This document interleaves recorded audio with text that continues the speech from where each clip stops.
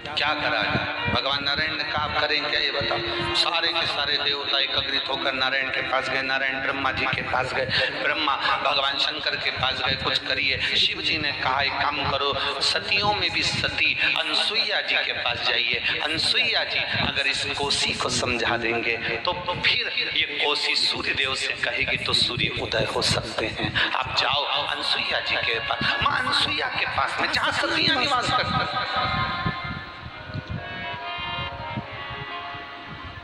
जहाँ सती तो नारी निवास करती।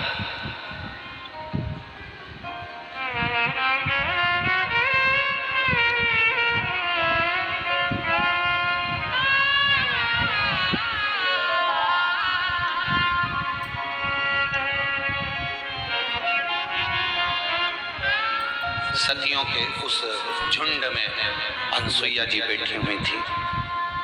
सारे देवताओं ने माता अनसुईया जी से कहा, हे ब्रह्मा विष्णु और महेश की माता, जिनको आपने पलने में झुलाया है माँ, आप जाकर कोसी को समझाओ ना कि कोसी सूर्य देवता को उगने दे।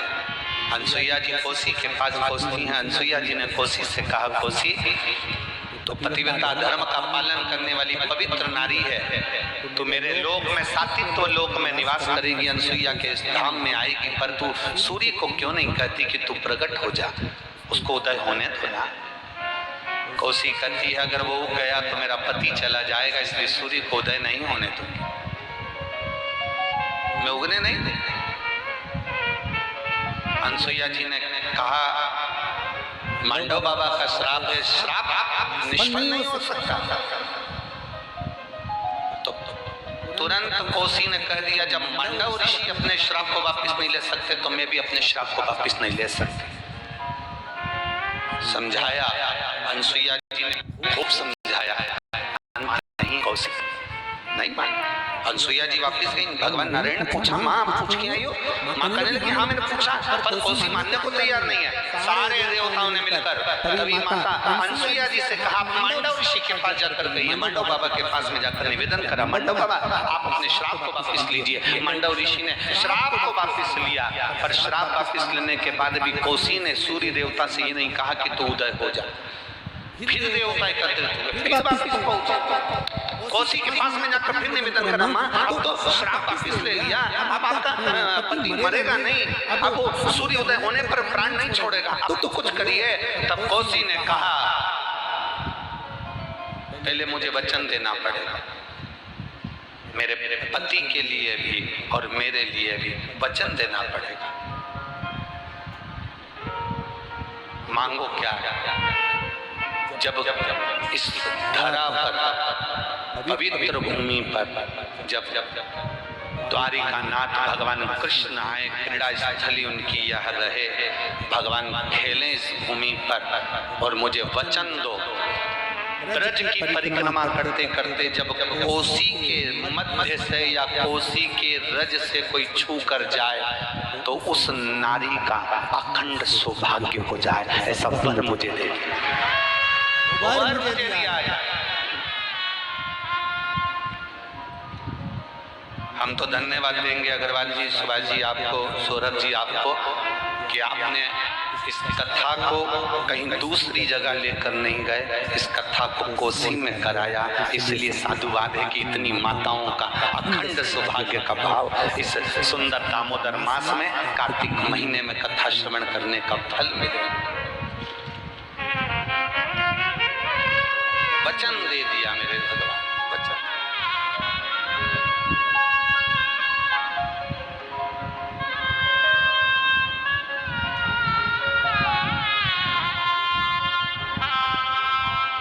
जैसे चांद में लाली मेरे घर में रहे उजियाली, जैसे चांद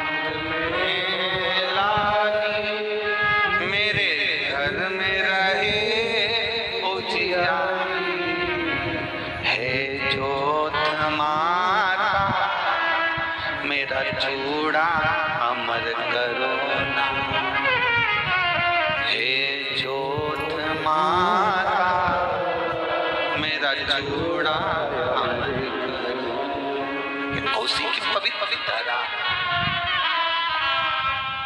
भगवान स्वयं कर रहे हैं, स्वयं मेरे बाबा स्वयं कर रहे हैं। पार्वती जी कर रही है कि इस ब्रज रज में मेरे कृष्ण आए, मना नहीं। जिस रज पर आप स्वयं विराजमान, स्वयं एक नारी का जीवन माना। कई पति अपशब्द कर देते हैं, गालियां दे देते हैं, आड़ा टेढ़ा कर देते हैं, ताने दे देते हैं, कोई शब्दों का बाण छोड़ देता है, कोई अपशब्द कर देता है, कोई गाली दे देता है। हम कहेंगे पत्नियों से भी अपने घर की अर्धांगिनी की, अपनी पत्नी का सम्मान करना सीखो। और पत्नियों से विशेष निवेदन रहेगा, वो छोटी वाली बाई की फिल्म देखी हो तो देखिए, भला है बुरा है जैसा मेरा,